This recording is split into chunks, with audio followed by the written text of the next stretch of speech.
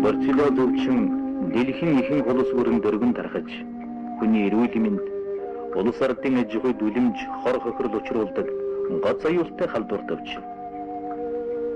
Энэ өвчнөр өвчилсөн хүн хөдөлмөрийн чадварыг урт багны хугацаагаар алдаж, зарим үед насаараа тахир дутуу болох явдал ч тохиолддог.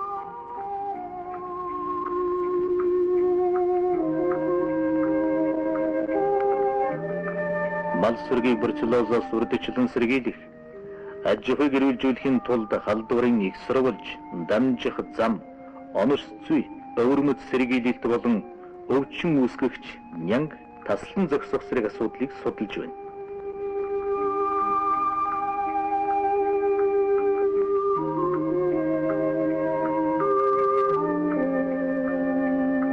Бруцеллоз өвчин үүсгэгч нянан өвчтэй мал бэлчээрлэж байсан талбайн ургамалд, газрын хуурай хөрс тоосонд, цас мөсөнд, хотог усны орчимд, хашаавар, хэвтэр бууцанд,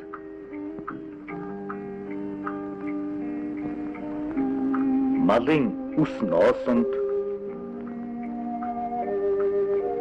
бруцеллозтой малын маханд, цөцгийн тосонд, түүхий сүүний бяслагт,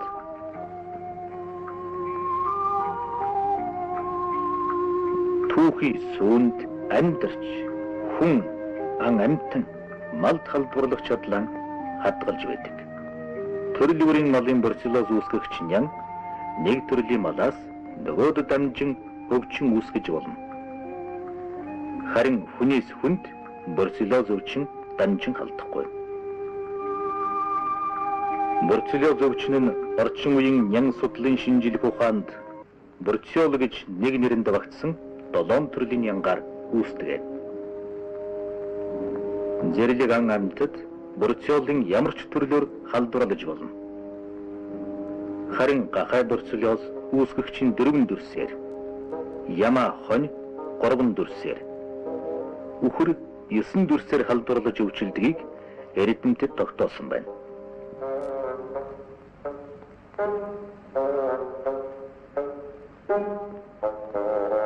Бруцеллоз үүсгэгч нянг эхлээд малын гүйжис болон багалзуур орчмын тунгуулгийн булчирхайд үрж байна. Дараа нь цусанд орж, бүх үеэр тарж булчирхайнууд, уушиг, элэг, дэлгүү, бөөр, чүмэг дэлэнд барилан халдвар нь түгээмэл хэлбэртэй болдог.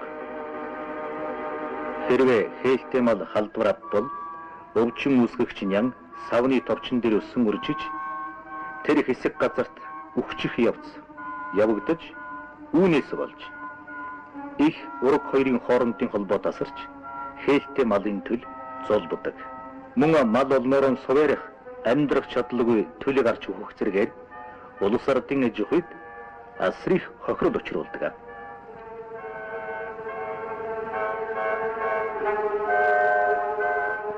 Малын хаг саатах, өгдөг нь хавдах,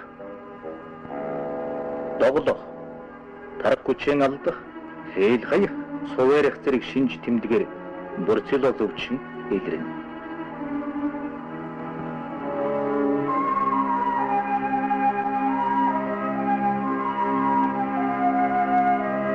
Мал сүргийг бруцеллозоос урьдчилан сэргийлэхийн тулд ээж бүрэн арга хэмжээ авч явуулах хэрэгтэй. Юуны өмнө бүх малд цусны шинжилгээг улирал тутамд хийж, өвчтэй гарсан малыг эрүүлээс ялгам тусгаарлаж, аж ахуйн дотоод хэрэгцээнд хэрэглэх арга хэмжээ авна. Өвчтэй малын махан бүтээгдэхүүн, сүүн бүтээгдэхүүнийг сайтар буцалгаж болгосны дараа хоол хүнсэнд хэрэглэж болно.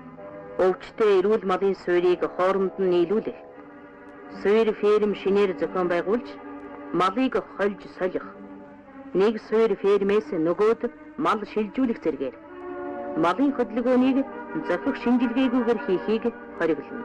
Өвчтэй мал байсан хашаа, сар өвч, тэжээлийн онгоц, ажлын багаж, тунаг хэрэгсэл, байрны шал хаманд эхлээд цэвэрлэгээ хийж, савнтай халуун усаар угаасны дараа эдэмхий натрий, формалин, түүхий шохойн уусмал, крелийн зэрэг бодисыг зааврын дагуу найруулан хэрглэж ариутгана.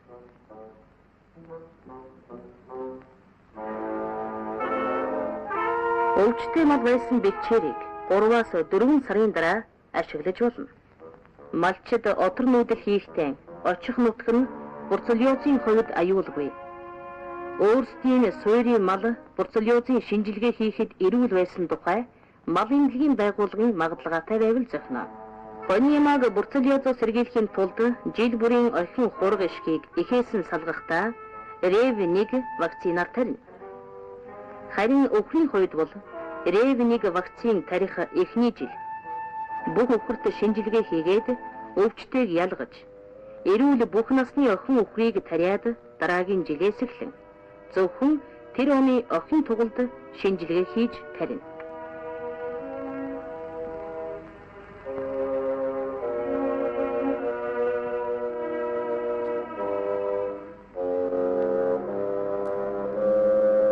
Хүний хэмж ангаах ухааны дидэрдэмтэн гомсрон. Бруцеллез нь өвчтэй малын төлөвлөлөө авах, өснөөсөө хэрэггах, өтөргөө цэвэрлэх, зэрэг ажлыг гүйцэтгэхэд хөдөлмөр хамгаал, ариун цэврийн дэглэмийн цагаагүйгээс уг өвчин гэмтсэн арьс салбархуулаад дамжин халдана. Бруцеллез нь биеийн эсэргүүцэл сул архих хууч өвчтэй хүмүүст хамаахан алдаж өвчлүүлдэг. Мөн өвчтэй малын түүхийс шүүрхийн махыг эдснээс уг өвчин хоол тэжээлийн намаар халдана. Бруцеллезыг үүсгэсэн хүний бүйсэн болчирхай, хүзүүний болон шилний огны болчирхайнуудад үржин улмаар цусанд орж, бүх үеэр тарж, элэг дэлүү, чөмөгний хэм зэрэг эрхтнийг эмтээдэг. Өвчний эмнэлзэн шинж аазам эхэлдэг боловч зочмон хэлбэрийн юм уу өвчин дагсан үед халуурах, чичрэх, хөлрөх, толгой, үе мөч уусан руугаар өвдөх, мойр муудах зэрэг шин тэмдэг илэрнэ. Энэ чилгээг цаг тухайд нь хийлгээгүйгээс өвчин архагшин, үе мөч хавдаж авах, яс гэмтэх, элэг дэлүү томрох, мэдрэл, зүрх судасны ажиллагаа хямарч яс үе мөчөнд гүнзгий өөрчлөлт гарснаас хөдөлмөрийн чадварыг уртгийн хугацаагаар алдагдуулж, болдгийг онцгой анхаарч цаг алдахгүй эмчлүүлж байх хэрэгтэй. Бруцеллезийн сэжигтэй мал дээр ажиллаж байгаа малчид, мэрэгжилтэн, түүхийн эдийн эрхлэгчид, мал нядлагааны үед ажиллагчдад улиралд нэг удаа бруцеллезийн шинжилгээ хийж, жил бүр мал төлөхөөс 2-оос 3 сарын өмнө төлчид, төлийн үед ажиллах сургуулийн хүүхдүүдэд бруцеллезоос урьдчилан сэргийлэх тариаг заавал тарих хэрэгтэй. Мал төлөвлөх хугацаанд төлийг их барьж явах, амлуулах, хаг хаях, хачиг хуулц түүх, хэвтэр бууц цэвэрлэх, ноос нуулуур авах, бэлтгэх, арьс шир янзлах, мал нядлахад гарын шарах саривгүй байх. Хээл хайсан, дутуу зулбсан төлөө түүний орчныг заавал цэвэрлэж ариутгал хийж, хөдөлмөр хамгааллын болон хувийн ариун цэврийг хатуу сахиж ажиллах. Ажилласны дараа холормын 0.5-аас 1% уусамдаар ариутгал тогтмол хийж занших шаардлагатай юм аа.